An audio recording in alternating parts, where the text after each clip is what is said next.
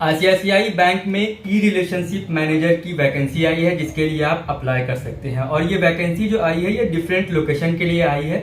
चेन्नई, इंदौर, हैदराबाद, थाने, बेंगलोर, मुंबई, जयपुर और दिल्ली एनसीआर के लिए, इन सारी लोकेशंस के लिए आए हैं जिसके लिए आप अप्लाई कर सकते हैं। तो ई रिलेशनशिप मैनेजर क्या होता है और क्या एक्सपीरियंस चाहिए आपको इसे अप्लाई करने के लिए, क्या क्या स्किल्स चाहिए और एलिजिबिलिटी क्या है अप्लाई करने के लिए, ये सारी बातें जो है वो मैं इस वीडियो में करूंगा। तो अगर आप इस पोस्ट के लिए अप्लाई करना चाहते हैं तो आप वीडियो को लास्ट तक देखना। तो सबसे पहले मैं आपको बता दूं कि आपको ये तो पता होगा कि रिलेशनशिप मैनेजर की पोस्ट क्या होती है, आप में से बहुत सारे लोगों को पता होगा। अब ये ई रिलेशनशिप मैनेजर क्या है, तो सबसे पहले ये मैं बता दूं कि एक जो रिलेशनशिप मैनेजर होता है, आपके भी लोकेलिटी में ब्रांचेस होंगे, बैंक के अलग अलग ब्रांच, तो हर ब्रांच में किसी न किसी मतलब सारे ब्रांच में एक रिलेशनशिप मैनेजर होता है। ठीक है, ई रिलेशनशिप मैनेजर में क्या होता है, जैसे कॉर्पोरेट ऑफिस होते हैं ना, तो वहां पर एक जगह पर जो फोन कॉल के थ्रू जो भी मतलब सर्विसेज बैंक के साइड से प्रोवाइड की जाती है, ठीक है, फोन कॉल्स के थ्रू, तो ये ई रिलेशनशिप मैनेजर में जो है आपको फोन कॉल के थ्रू कस्टमर से डील करना है। मतलब कि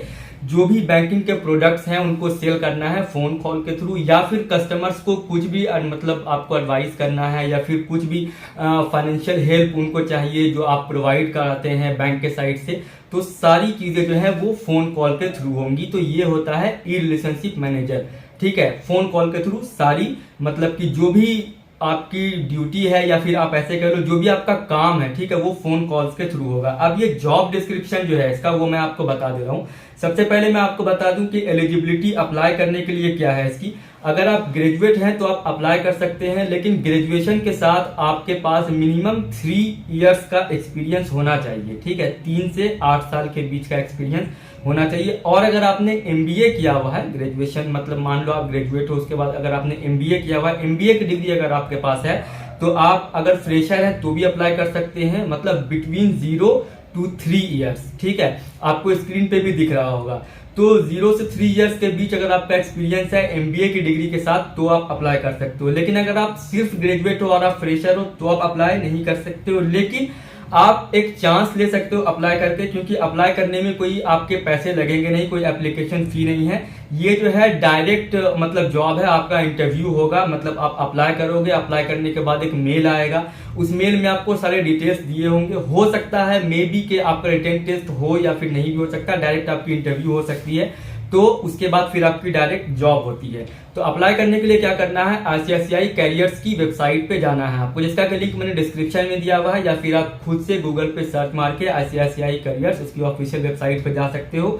वहां पर जो उसकी करंट ओपनिंग्स है वहां पर आप जाओगे तो ई रिलेशनशिप मैनेजर लिखा हुआ होगा, उस पर आपको क्लिक करना है। क्लिक करके स्क्रॉल डाउन करके जब आप नीचे आओगे तो वहां पर आपको अप्लाई हियर का एक बटन दिखेगा, उस पर क्लिक कर करके फिर आगे का जो प्रोसीजर है, अपना डिटेल्स आपको फिल करना है, रिज्यूमे अपलोड करना है, एंड मेक श्योर कि रिज्यूमे आपका फ्रेश हो। आपने अब अप्लाई कर दिया तो अप्लाई करने के बाद ऐसा नहीं है कि आप अप्लाई करोगे और 2 घंटे के बाद आपको उस साइड से रिप्लाई आ गया, ऐसा नहीं होता। अप्लाई करने के बाद जो है आपका जो भी डिटेल्स है, जो भी आप मतलब फिल करते हो, आपका जो रिज्यूमे होता है वो सारा वो रिव्यू करते हैं। उसके बाद आप अगर एलिजिबल होते हो, सुटेबल कैंडिडेट होते हो इस पोस्ट के लिए, तो आपको उस साइट से ईमेल आता है। ठीक है, इंटरव्यू का हो या जिस भी चीज का हो, मतलब आगे के प्रोसेस के लिए। तो उसके लिए आपको थोड़ा सा वेट करना होता है अप्लाई करने के बाद।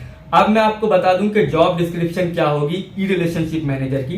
तो ई रिलेशनशिप मैनेजर में जो है आपको कस्टमर से, जो भी एग्जिस्टिंग कस्टमर्स हैं, आपको एक लिस्ट दे दी जाएगी कस्टमर्स की। ठीक है, बेसिकली ऐसे ब्रांच में क्या होता है, जो रिलेशनशिप मैनेजर होते हैं मोस्टली वो मतलब जो हाई अकाउंट होते हैं, मतलब बड़े बड़े अकाउंट्स जो होते हैं, जैसे कि 50,000, 1 लाख, 2 लाख वाले जो अकाउंट होते हैं, मोस्टली रिलेशनशिप मैनेजर वो हैंडल करते हैं। बाकी जो छोटे मोटे अकाउंट होते हैं 10,000, 25,000, ये सब जो सेल्स एग्जीक्यूटिव वगैरह होते हैं वो लोग करते हैं। हालांकि ऐसा नहीं है कि रिलेशनशिप मैनेजर जो है छोटे अकाउंट्स नहीं देखते, वो भी देखते हैं, बट मोस्टली उनका काम रहता है कि जो बड़े अकाउंट्स हैं उनको मतलब ओपन कराना बैंक में। अब ई रिलेशनशिप मैनेजर का भी सेम है। ठीक है, यहाँ पर कि आपको एक डेटा दिया जाएगा और जो कस्टमर्स होंगे उनको आपको जो भी फाइनेंशियल हेल्प या फिर बैंकिंग के जिस भी प्रोडक्ट की उस कस्टमर्स को नीड होगी या जिसको जानकारी लेनी होगी, कुछ भी असिस्टेंस चाहिए होगा, तो वो आप प्रोवाइड करेंगे उसको।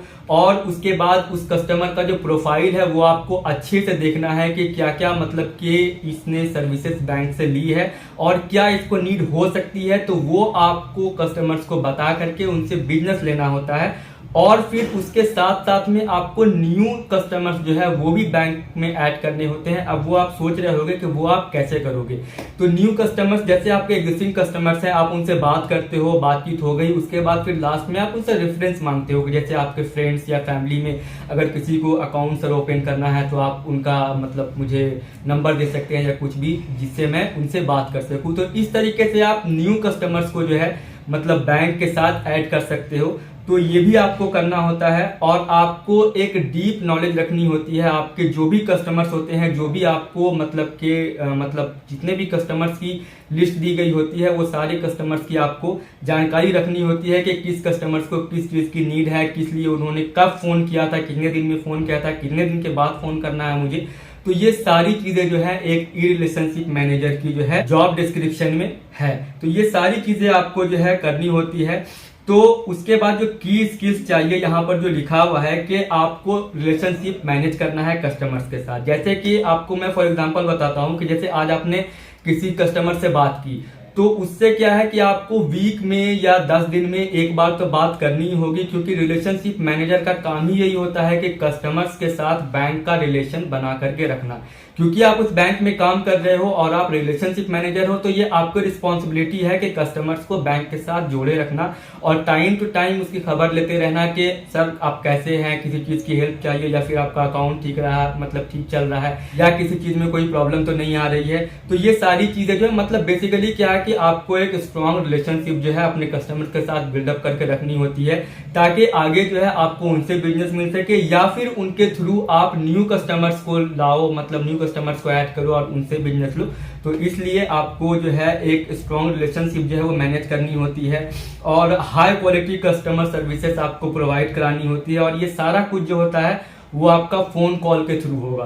तो ये मैं आपको बता दूं इसलिए क्योंकि यहाँ पर ई रिलेशनशिप मैनेजर पोस्ट का नाम ही है, ठीक है। तो मतलब फोन कॉल पे आपकी सारी चीजें होंगी और आपका कम्युनिकेशन स्किल्स जो होना चाहिए वो एक्सेलेंट होना चाहिए, ठीक है। कम्युनिकेशन स्किल्स आपकी बहुत अच्छी होनी चाहिए, तो ही आप एक स्ट्रॉन्ग रिलेशनशिप जो है कस्टमर्स के साथ बिल्डअप कर सकते हो। और उसके साथ साथ आपके अंदर सेल्स की भी क्वालिटी होनी चाहिए, कन्विंसिंग क्वालिटी होनी चाहिए। क्योंकि अगर आप किसी कस्टमर को कन्विंस कर रहे हो, मान लो कि अब कस्टमर को एफडी कराना है, अब वो उसको एफडी कराना है 4 लाख 5 लाख 6 लाख का, अब आपके अंदर ये क्वालिटी होनी चाहिए कि उसको थोड़ा सा और आप कर सको और 10 लाख 15 लाख का उससे एफडी ले सको या कुछ भी इन्वेस्टमेंट, जरूरी नहीं, मैंने एक एग्जांपल दिया है। तो आपके अंदर ये एक स्किल्स भी होनी चाहिए, सेल्स स्किल्स, कन्विंसिंग स्किल्स, ये सारी स्किल्स भी होनी चाहिए।